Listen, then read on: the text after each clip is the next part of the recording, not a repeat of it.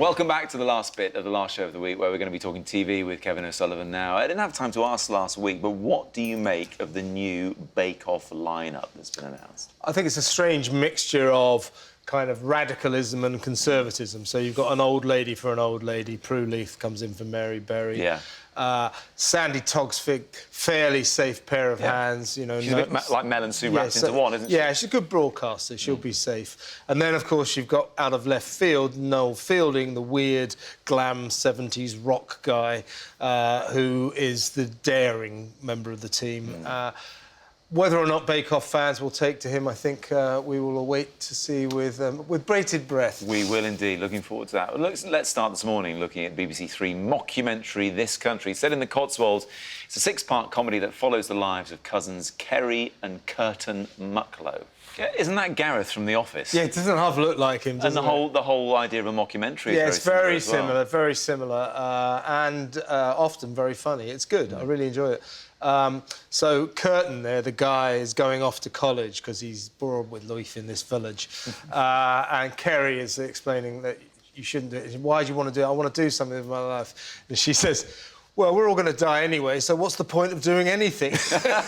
Which pretty much sums up. It's about feckless life in the country, in rural areas where I think kids really do struggle to find a job and a purpose in life. So it's about the meaningless of their existence, and it's both poignant and very funny and well worth it. Well worth it because that genre has been mined pretty heavily, and it looks a little bit like Little Britain as well. Like it's a different kind of comedy, but it's funny. Yeah, and it's very well done. So I recommend it. I really do. Seriously. Good. I'll check it out. Kev, thanks a lot. Monday saw the return of E4 reality show Made in Chelsea. Never heard of it. Binky had some big news. Yeah, well, she said it. But it's not particularly natural, that, is it? Well, welcome to Made in Chelsea. Yeah. Where stilted dialogue is the name of the game. Populated by grown-up idiots. Yeah. Basically, Binky's having a baby by JP. They've split up. So the question to Binky is, so how are things with JP? Well, it's complicated. She's 18 weeks pregnant now.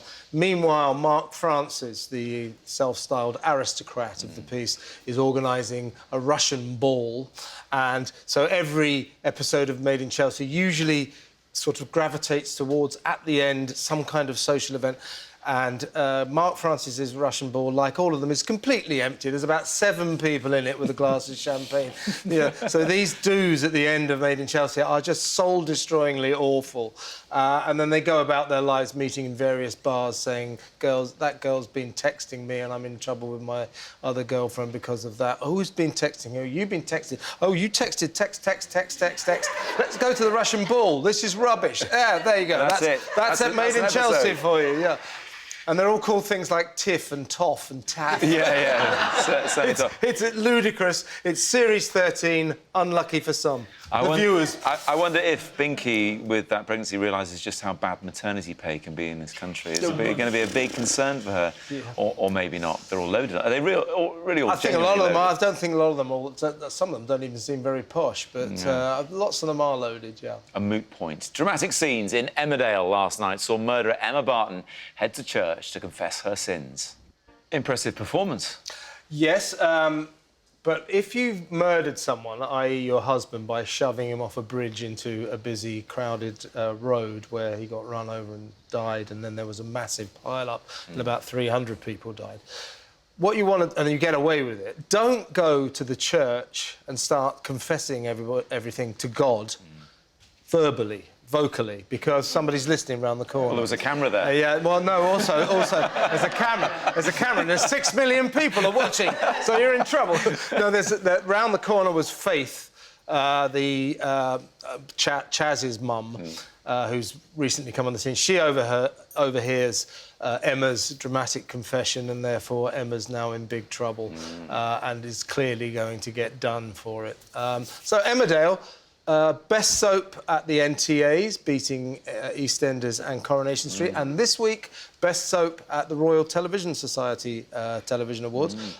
So it is being hailed by the experts as the best soap in the land, and I for many years I've agreed it's better than Coronation Street and EastEnders put together. It's the connoisseur's choice. Is it because they feel like they're perennially the underdog behind those two? I think they've got yes, I think they're driven by that. Yeah. By, they're always regarded as the third soap, but for a long time they've been putting together some very good storylines, and in soap terms, I think it delivers the goods better than the big two. My folks are big fans. They're always watching it. Time to look ahead now. And Sunday night sees Tandy Newton join the stellar cast of BBC crime drama Line of Duty as it returns for a 4th series. Vicky McClure, a very good actress as well. A great series. It's a cut above the usual police procedure, isn't it? And Tandy Newton, if you haven't seen Westworld, which is a slightly odd series, but she owned it. She stole Westworld, I thought, as well. So she's a great addition too. She's very good in this. Line of Duty, Series 4 has switched to BBC One. Yeah. So, and it's Sunday night, 9 p.m. I think it's going to get massive figures. I think it's going to be 8, 9, that sort of thing. The first episode is every bit as intriguing and good as the previous They've series. let you see the preview. Yeah, I've seen the first episode, and it ends... There's a tradition. If you remember last series, Daniel Mays, the great Daniel Mays, turned up in episode 1, and to everyone's amazement, was killed, gunned down at the end of the first instalment. Now this episode carries on the tradition of an incredibly startling... Don't give it away. But I'm not in any way saying it's the same as what happened to... Nobody, whether or not anyone dies or whatever happens, I don't want to spoil that. But let me tell you, it ends in a kind of jaw-dropping way. You go... it is amazing. They just end the series after 1 episode. Well, no. You are really going to want to tune into episode 2. So it's a brilliant cliffhanger. Excellent first episode. Tandy Newton plays a kind of dodgy... or we think a dodgy DCI. Yeah. All the favourites in there: Martin Compston, Vicky McClure, Adrian Dunbar as the corrupt cop investigators. An exciting series lay ahead. Look, there are tons of police shows on, but for me, this one seems to follow on where Prime Suspect left off. It has that same grittiness to it. It's just very, very good television. It's a really good narrative. Jed Mercurio, who writes and directs it, he knows how to do this stuff, and he does it really, really well. I think sometimes it's not exactly grittily realistic. No. But that doesn't matter. It's terrific television. We have 2 great police dramas around. One is this, and one is Happy Valley. So do watch this on Sunday. I think you'll be gripped. Certainly will. Tuesday night, ex-England football captain Rio Ferdinand gives an insight into life since the heartbreaking loss of his wife Rebecca to breast cancer 2 years ago, bringing up his 3 young kids as a single dad.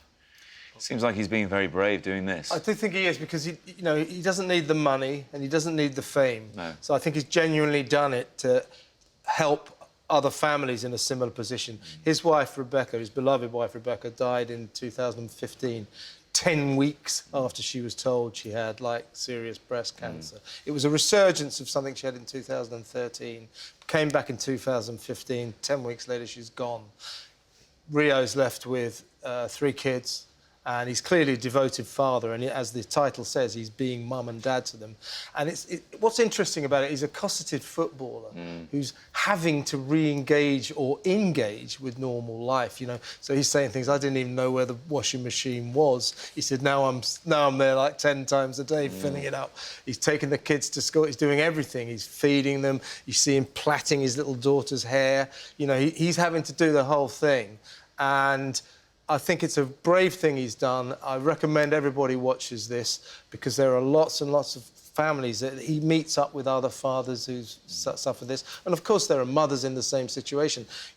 Death doesn't come to families, every family, when you're in your 60s, 70s and 80s. It happens in your 20s and 30s. It's an interesting role reversal. We know him as a footballer, and now we're going to know him more as a parent first and an ex-footballer second, I suppose. Very engaging character as well. He's very good on television. I look forward to seeing that. Finally, next Wednesday, don't miss the start of a series on Channel 5 called One Night with My Ex, where a strange couple spend 24 hours alone together to decide whether to get back together or go their separate ways. Oh, that looks quite compelling. It's a good idea, yeah. They've got 3 couples, 2 heterosexual couples, 1 gay couple. They all come back together. They used to go out with each other. They come back together with a view to rekindling their love. So that's Imogen and Ben there, not really doing very well on that quite. score. Is it insightful? It's interesting. It's about the awkwardness of that whole situation. The gay guys, who I promised to mention, are Nick and Ronan, and they're from County Down, where they were the only gays in the village. Okay. And their reunion is very interesting. Okay. Well, actually, all three are interesting. So it's all about how difficult the rocky road to love and happiness can be. Kevin, many thanks. He was slightly out of time, I'm afraid. Red Nose Day tonight, of course, so just worth mentioning that. That's what he thinks. Do feel free to comment and give us a thumbs up if you feel inclined. For more clips from the show and exclusive behind-the-scenes videos, click here. If you're new to the channel, click the subscribe button here to be automatically informed when new videos are available. Links to our other social media platforms can be found in the description. Thanks for watching.